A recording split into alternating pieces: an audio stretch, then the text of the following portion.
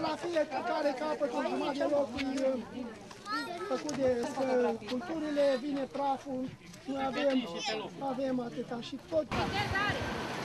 Uitați cum stă brelata, unde stă brelata. Stai, acum putem să zicem că e lup. În ceață, stăm în ceață. E bine, sunteți dumneavoastră aici și nu vin. Nu vin atâtea într-un casă. Sincer? Nu, n-ai găsit mașina, circulă, praful este. O rodat după ce m-au văzut pe mine că am filmat. Deci pe noi, nu mai, vii aici să discutăm, altfel eu nu mai povestesc. Nu, suntem aici. Nu. Dacă vrei să fii ok, dacă nu, treaba ta.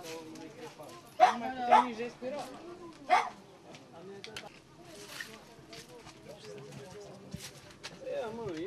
Mă difundat eu prin cu totul. Da? Și acum circulați la italian. Încălcați la proprietatea. Trebuie și eu, nu se poate și... Vino și vezi și după aia mai povestim. Nu, ceau, nu mai stau de povești, că vreau să povestesc și voi. Ceau. El acum de anul vine ca să lucreze la soluția mea. Mă, de o lună de zile de când te-am reclamat, n-ai putut? Vă mulțumim în casă. Nu mai susțin.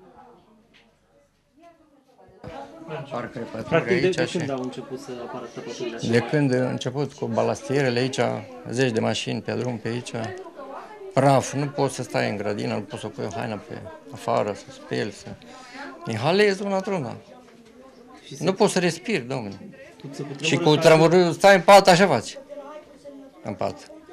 Când trec mașinile. Da, când trec mașinile. Și goale, și pline, și... Să crapă, să mișcă, pur și simplu, casa. Să spuneți cum vă numiți. Dumitru Ion. 20 de milioane de euro. De la Hidrat, de la Mură, n-au bani. Unde-i scris? Unde-i scris?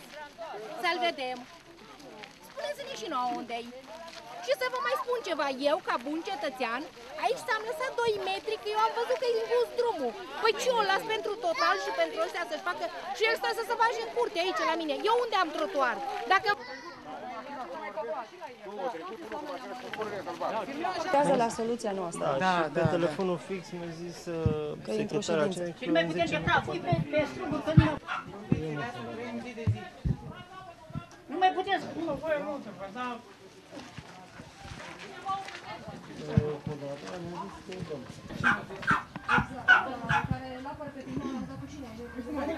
Dar nu am pe... Adică fac să le faci așa mie. Să vadă autoritate.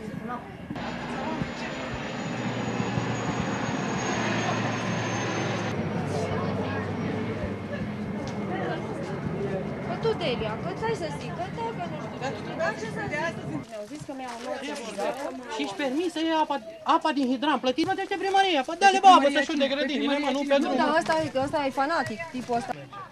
Ți-ai făcut aici acasă nouă, cum te afectează traficul? Păi ce, dar nu am cuvinte să vă explic. Uitați, plin de praf. Nu poți să ții copilul în curte, nu poți să faci absolut nimic. Am terminat de 4 ani. Primăria vine în fiecare an să-i plătesc autorizație și ca să stau în ea. Nu pot să stau în ea, că nu pot să-mi țin copil, nu pot să țin nimic. Tot cu geamul închisă că nu pot termina. Se zguduie casa când trec mașinile? Se zguduie, bineînțeles că se zguduie. Plus de aia, am bunică peste drum. Nu, normal, mă doare și de aia. E exact peste drum. Tot plin de praf, uitați dumneavoastră cum arată, casa crăpată, nu îi interesează. Și pe deasupra ați văzut, își permit, furle ia apa din hidrant, să ude drumul, înainte să veniți dumneavoastră, că nu l-au dat niciodată.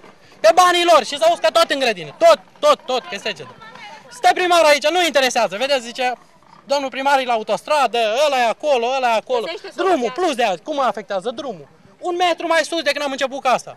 Păi îmi zidesc poarta, în 10 ani eu nu mai pot ieși din curte, dacă se continuă tot așa. Numele să-mi spui.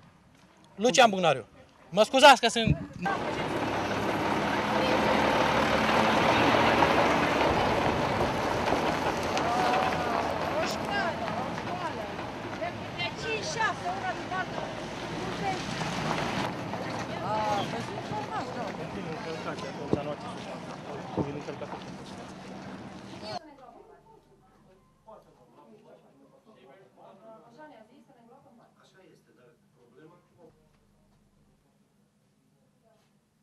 Și asta e ceva de groză ce fac oamenii. Câte o mașină, acum trec 20 odată. Nu poți să zici nimic.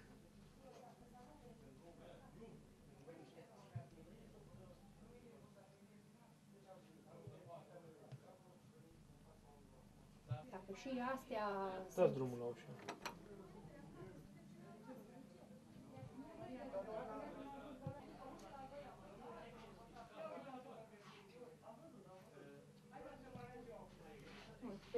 Nu aici.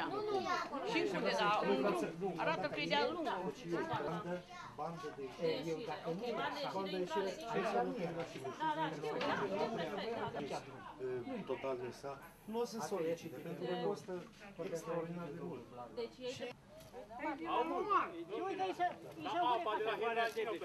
Nu, își permis să ude cu apa de eu vreau să văd.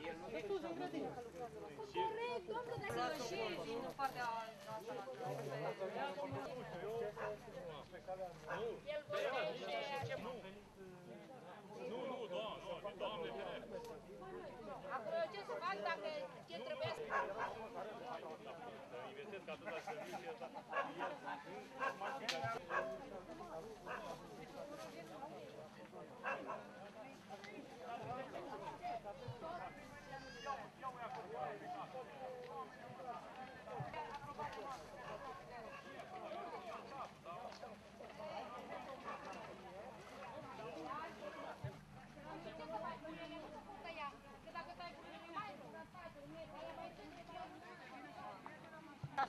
Adică nimic.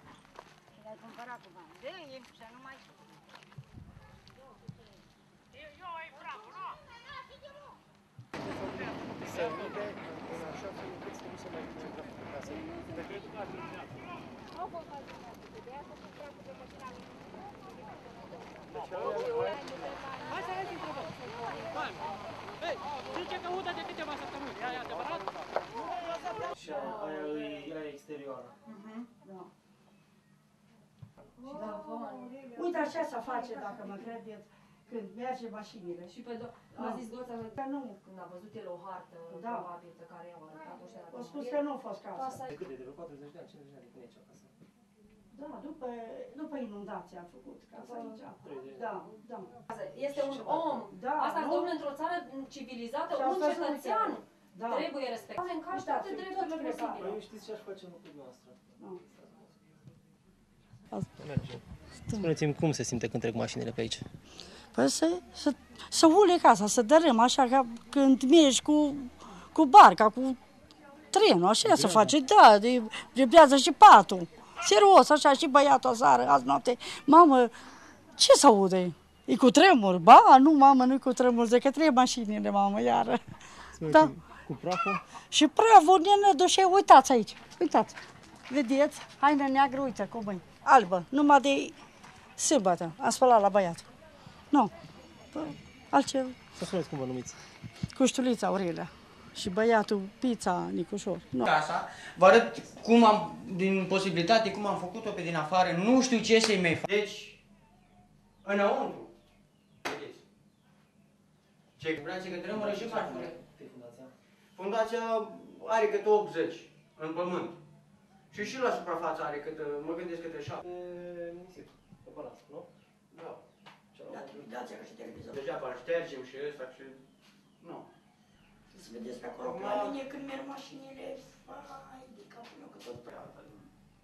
Numai eu știu cum am făcut, că și n-ai cu de sânge.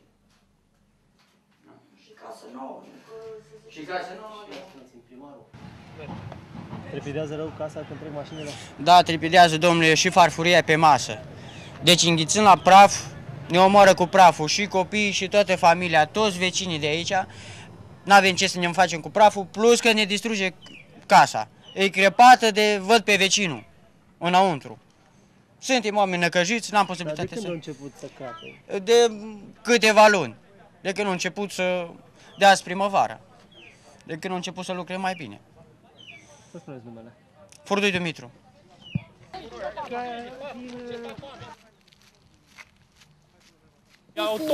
Tot au. De la Total? De unde? Cine vă dă la apa? De unde ați luat-o? De la Hidran. De la care? Deci de la asta roșu? De la toate roșii astea. Deci de la Hidran să dați drumul? Da, da. De când? Se aude? Circulați! Stați că sunt la București, domne, stați acolo și... Dumneavoastră de... Cine vă? Nu mai este altul. Ca să ce, mi-am gândit să vin ca iară la primărie. Cum? Nu pot! Eu...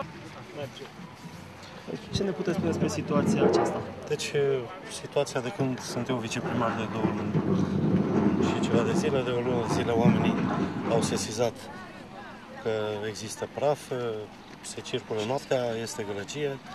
Împreună cu primăria am stabilit ca vineri, seara la ora 7 la Căminul Cultural, va fi o ședință publică cu toți cetățenii, la care o să invităm o persoană care este responsabilă de cei de la Sibiu, cea de la SCLIS și respectiv Total NSA, în care vom găsi o soluție împreună cu dâns și împreună cu cetățenii comunei pentru a rezolva problema. Da, există variante de rezolvat? Există soluții? Da, există. Deci sunt unele drumuri colaterale care se pot amenaja de către cele două firme și sperăm că în cel mai scurt timp se va rezolva.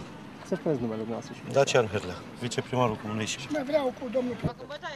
Și pe deasupra cu apă plătită de noi, să joacă el. Și să uscă pur și simplu cuptorul de la apă.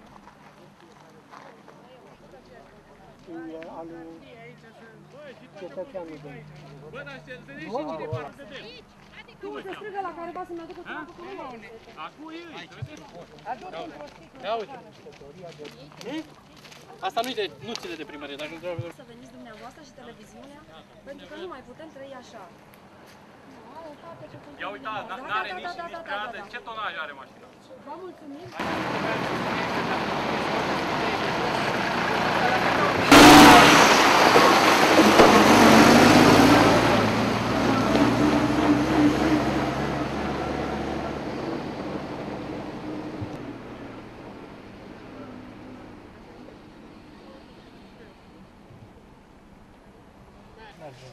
Este o situație destul de dificilă.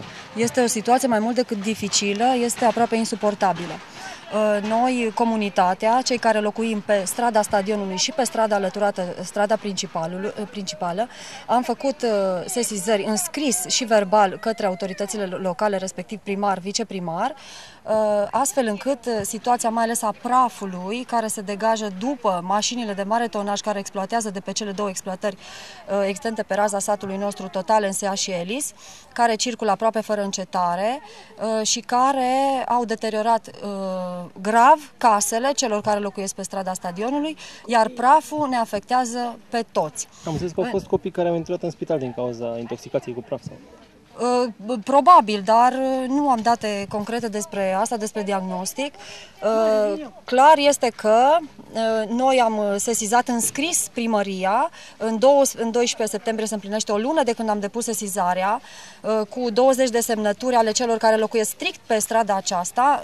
Domnii primar și viceprimar nu au binevoit să ne dea niciun răspuns și de asemenea am început o inițiativă pe plan, în tot satul pe plan local, în care am strâns 150 de semnături de la toți locatarii satului, care s-au alăturat nouă în demersul nostru și cu care avem de gând să sesizăm autoritățile județene și chiar naționale, prefectură, Consiliul Județean, Garda de Mediu.